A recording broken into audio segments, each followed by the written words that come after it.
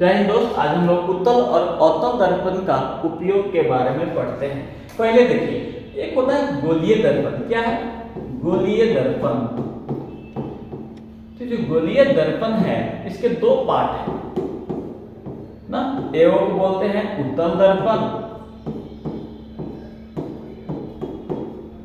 उत्तल दर्पण है। अब एक को बोलते हैं अवतल दर्पण।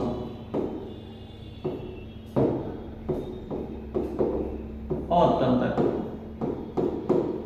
इंग्लिश में ये हो गया कन्वेक्स मिरर, इसको हम लोग बोलते हैं कनकेव।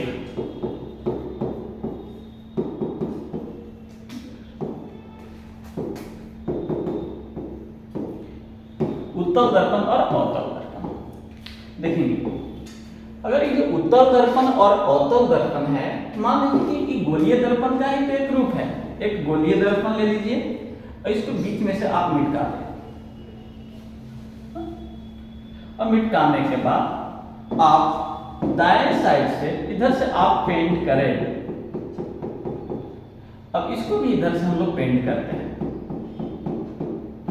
तो देखिए, ये जो आपका है इसका भाग उभरा हुआ है, इसका भाग उठा हुआ है, तो यह आपका उत्तल दर्पण हो जाएगा। अब इसका जो भाग है ना धंसा हुआ है, इसलिए ये कौन सा दर्पण हो जाएगा? अवतल दर्पण हो जाएगा। अब देखिए, अब हम लोग तो पहचान लीजिए कि जिसका भाग उभरा हुआ है वो उत्तल दर्पण और जिसका भाग धंसा हुआ है वो आपका अवतल दर्पण होता है। अब हम लोग देखते हैं इसका उपयोग क्या है। मान लीजिए कि एक अवतल दर्पण है, ये क्या है? ये कैसा दर्पण है? इधर से पेंट दायां साइड से हम लोग पेंट कर देते हैं, इसको कलर करते हैं, सिल्वर नाइट्रेट से पेंट किया जाता है ना। तो देखेंगे ये कैसा दर्पण हो गया? ये हो गया अवतल दर्पण। कैसा दर्पण है? अवतल दर्पण है, अवतल दर्पण है। मान लीजिए कि इसका हम एक ले लेते हैं, ये आपका सेंटर हो गया। इसको बोलते हैं प्रिंसिपल एक्सिस या मुख्य अक्ष। ये आपका क्या है? मुख्य अक्ष। ये आपका क्या है? सेंटर है। कहता है कि बीच में क्या हो जाएगा आपका? फोकस। क्या है? फोकस। कहता है कि इसके अगर कोई समानांतर, इसके समानांतर कोई प्रकाश की किरण जाती है, मुख्य अक्ष का समानांतर अगर कोई प्रकाश की किरण जाती है तो वह फोकस पे होके काटती है। कहाँ काटेगी? फोकस पे होके काट देगी। इसका गुण होता है कि जब भी मुख्य अक्ष का समानांतर कोई प्रकाश की किरण आती है तो वह फोकस पे काटती है और गुजार देते हैं किरण। देखिए, अगर यहां से प्रकाश की किरण आता है, कहां गुजार जाएगा? फोकस पे जाएगा। अगर सपोज है कि हम यहां से प्रकाश को किरण गुजारते हैं, ये मुख्य अक्ष का समानांतर है, फिर भी जाके कहां काटेगा? फोकस पे काटेगा। और आप लोग गुजार दीजिए, जैसे हम लोग देखते हैं कि अगर एक और प्रकाश की किरण यहां से गुजारा जाए तब पर भी कहां काटेगा? फोकस पे काटेगा। तो देखिए, ये जो अवतल दर्पण है, ये जो अवतल दर्पण है, इसमें ये जो अवतल दर्पण है इसमें क्या हो रहा है कि समानांतर जाने पर प्रकाश, मुख्य अक्ष का समानांतर जाने पर फोकस पे काट रही है और प्रकाश को क्या कर रही है? इकट्ठा कर रही है, बिखेर नहीं रही है। ये प्रकाश को एक जगह कर रही है, इकट्ठा कर रही है। तो जहां प्रकाश को इकट्ठा करने के काम आएगा वहां हम लोग अवतल दर्पण लगा देंगे। जैसे हम आपको बताते हैं ना कि टॉर्च। क्या है? टॉर्च ना। ये जो टॉर्च है या जो सर्च लाइट होता है ना, इस सर्च जो लाइट है करता क्या है? टॉर्च प्रकाश को एक जगह इकट्ठा करता है ना। प्रकाश को एक जगह इकट्ठा करता है तो बहुत दूर तक जाता है ना। उसमें कैसा लेंस लगा हुआ टॉर्च में? तो वो लगा होगा अवतल दर्पण लगा होगा। कैसा दर्पण लगा हुआ? अवतल दर्पण। क्योंकि प्रकाश को एक जगह इकट्ठा कर रहा है तो इसको हम लोग अभिसारी के नाम से भी जानते हैं। अभिसारी क्या बोलते हैं? अभिसारी दर्पण। क्या बोला जाता है? अभिसारी दर्पण। अवतल का ही नाम क्या है? अभिसारी दर्पण। लेंस में इसका उल्टा हो जाता है, लेकिन अभी तो हम लोग दर्पण पढ़ रहे हैं। तो दर्पण को में अवतल दर्पण को ही अभिसारी कहते हैं। क्यों कहते हैं? क्योंकि वह प्रकाश को एक जगह इकट्ठा कर रहा है, और जहां प्रकाश को इकट्ठा करने का काम आएगा वहां पे हम लोग लगाएंगे कौन सा दर्पण? अवतल दर्पण लगा देंगे। जैसे गाड़ी का हेडलाइट में अगर आप अवतल दर्पण लगाएंगे तो प्रकाश को क्या करेगा? इकट्ठा करेगा, और उसका जो लाइट है बहुत दूर तक जाएगा।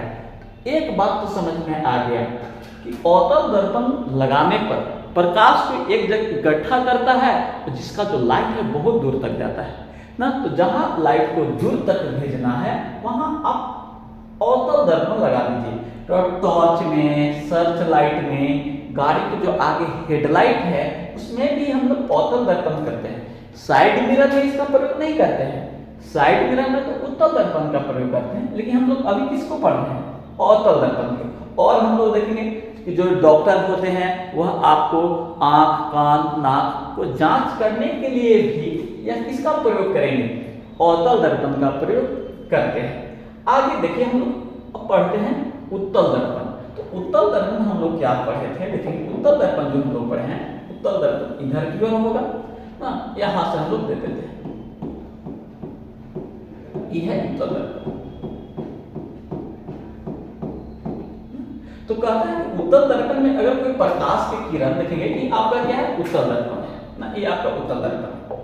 कहता है कि जो उत्तल दर्पण में मान लीजिए कोई प्रकाश की किरण आ रही है ना, इस कोई भी प्रकाश की किरण आएगा देखेंगे, तो मान लीजिए प्रकाश की किरण यहां से आ रहा है ना, तो ये आपको दूर चला जाएगा। कहां चला जाएगा? दूर। मान लीजिए देखेंगे कि आपकी मुख्य अक्ष दे देते हैं ना, मुख्य अक्ष है। अब इसके समानांतर प्रकाश की किरण गया तो दूर हट गया, इसके भी समानांतर जाएगा तो दूर हट जाएगा। जितना भी प्रकाश की किरण मुख्य अक्ष के समानांतर जाएंगे ये आपको दूर हटते जाएंगे। देख रहे हैं? तो एक बात हमें समझ में आ रही है कि जब आपको प्रकाश को बिखेरना होगा, प्रकाश को क्या करना है? बिखेरना है, तब आप कौन सा दर्पण लगाएंगे? तब हम लोग लगाएंगे उत्तल दर्पण। कौन सा लगाएंगे? उत्तल दर्पण। वो लगाएंगे उत्तल दर्पण। कब? जब प्रकाश को हमें बिखेरना है, और बिखेरना को बोलते हैं अपसारी। इसलिए उत्तल दर्पण को हम लोग अपसारी दर्पण बोलते हैं। क्या बोलते हैं? अपसारी। अपसारी दर्पण किसे? अपसारी दर्पण हम लोग उत्तल दर्पण को ही बोलते हैं, क्योंकि यह प्रकाश को क्या कर रहा है? दूर फैला रहा है ना।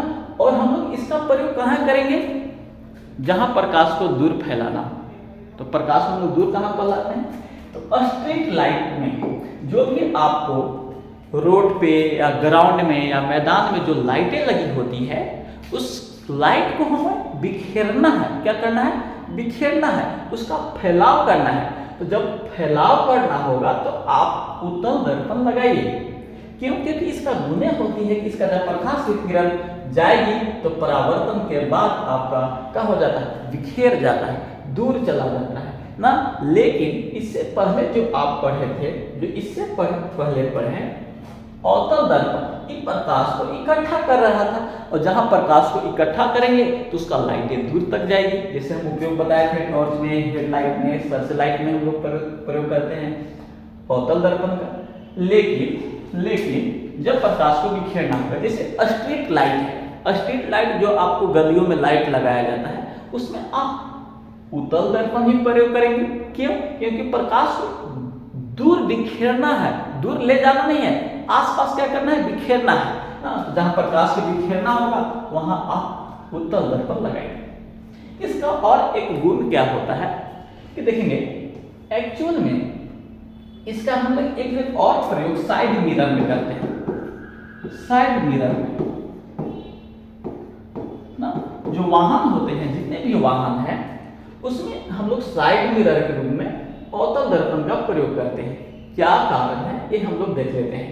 कारण इसमें यह है कि जो अवतल दर्पण है इसका एक गुण होता है, यह गुण होता है कि वस्तु से छोटा प्रतिबिंब बनाता है ना। वस्तु से, जो वस्तु है, वस्तु से कैसे छोटा प्रतिबिंब बनाएगा?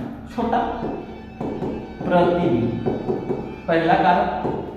एक तो आपका काल्पनिक बनाता है। कैसा बनाता है? काल्पनिक प्रतिबिंब। और दूसरा, काल्पनिक चीजें हमेशा सीधा होती है, यह सीधा। ये तीन को कारण की वजह से हम लोग साइड मिरर में उत्तल दर्पण का प्रयोग करेंगे।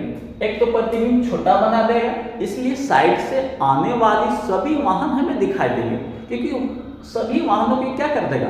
छोटा कर देगा।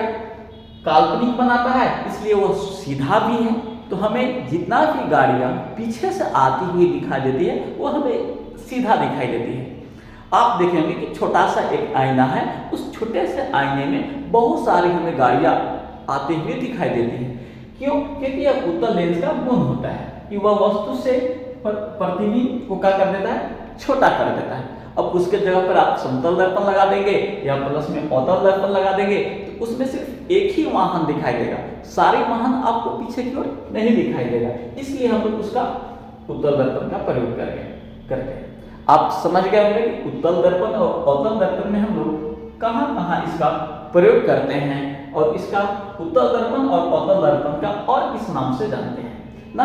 अगले वीडियो में हम लोग समतल दर्पण के बारे में पढ़ेंगे। तब तक के लिए धन्यवाद। जय हिंद।